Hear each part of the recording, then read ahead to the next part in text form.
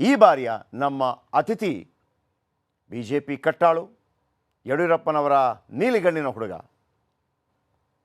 ಮಾಜಿ ಸಚಿವ, ಬಿಜೆಪಿ ನಾಯಕ ರೇಣುಕಾಚಾರ್ಯ ಅವರು. ರೇಣುಕಾಚಾರ್ಯ ಅವರೇ, ಕಾರ್ಯಕ್ರಮಕ್ಕೆ ಆತ್ಮೀಯವಾದ ಸ್ವಾಗತ. ನಮಸ್ಕಾರ.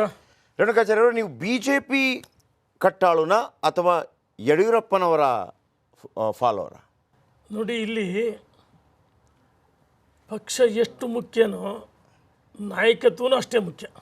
ದಕ್ಷಿಣ ಭಾರತದಲ್ಲಿ, ಕರ್ನಾಟಕದಲ್ಲಿ ವಿಶೇಷವಾಗಿ ಭಾರತೀಯ ಜನತಾ ಪಾರ್ಟಿಯನ್ನು ಪಾದಯಾತ್ರೆಗಳ ಮುಖಾಂತರ, ಹೋರಾಟಗಳ ಮುಖಾಂತರ, ಜೈಲು, ಒಡೆದಾಟ, ಬಡದಾಟ, ಶಿಕಾರಿಪುರದಲ್ಲಿ ಅವರಿಗೆ ತಲೆಗೇಟು ಬಿತ್ತು, ಕೆಳಗಡೆ ಬಿದ್ದರು.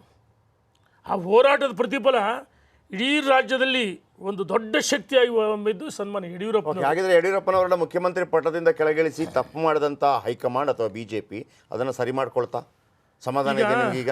ನೋಡಿ, ನಾನು ಸನ್ಮಾನ್ಯ ವಿಜಯೇಂದ್ರ ಅವರು ಅಧ್ಯಕ್ಷರಾದ ಮೇಲೆ ಸಂಘರ್ಷ ಎಲ್ಲ ಸಾಮರಸ್ಯ ಅಂತ ಹೇಳಿದ್ದೀನಿ.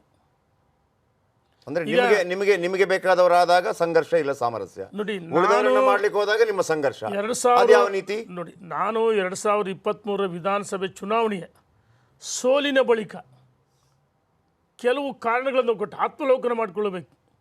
ಯಾಕೆಂದರೆ ಒಳ ಮೀಸಲಾತಿ ಅದು ಯಾವ ಸಮಾಜಕ್ಕೂ ತಲುಪಲೇ ಇಲ್ಲ.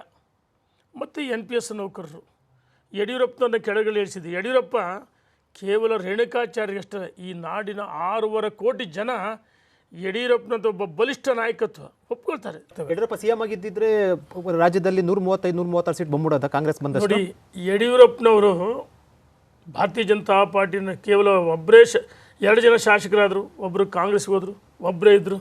ಅದು ವಿಧಾನಸಭೆ ಒಳಗೆ, ನಾನು ಒಂದು ನಿಮಿಷ, ವಿಧಾನಸಭೆ ಒಳಗೆ ಹೊರಗಡೆ ಹೋರಾಟದ ಪ್ರತಿಫಲ 79 ಬಂದ್ವಿ. ಆ ಸಂದರ್ಭದಲ್ಲಿ ಹೇಳ್ತೀನಿ, 2004ರಲ್ಲಿ ಯಡಿಯೂರಪ್ಪನ ಹೆಸರು ಮುಂಚೂಣಿಯಲ್ಲಿದ್ದಾಗ 79 ಮತ್ತು ರಾಜಶೇಖರ್ ಸಿಂಧೂರ್ ಅಂತ ಒಬ್ಬರು ಸೇರ್ಕೊಂಡು 80 ಆದ್ವಿ. 80 ನಂತರ 2008ರಲ್ಲಿ ಯಡಿಯೂರಪ್ಪನವರ ನಾಯಕತ್ವದಲ್ಲಿ ನಾವು 110 ಸ್ಥಾನಗಳು ಗೆದ್ವಿ. ಸರಿ ಸರ್, 40 ವರ್ಷ ಅವರಿಗೆ ನಾಯಕತ್ವವನ್ನು ಕೊಡಲಾಯ್ತಲ್ಲ, ಇನ್ನು ಅವರನ್ನೇ ಕೇಳೋದು ಸಹಜ ಅಲ್ವಾ? ಅವರನ್ನೇ ಎಷ್ಟು ಮಾಡ್ತಾರೆ? ನನಗೊಂದು ಅವಕಾಶ.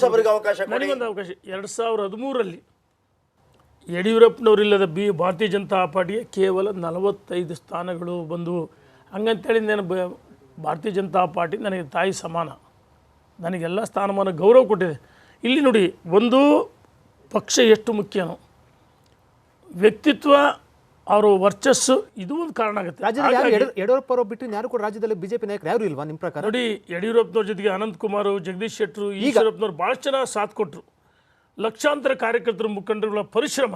ಯಡಿಯೂರಪ್ಪನವ್ರು ನೋಡಿ, ಒಬ್ಬ ಸಾರಥಿ ಮುಂದಿದ್ದಾಗ ಹಿಂದೆ ಯಾರು ಸಾರಥಿ ಇಲ್ವಾ?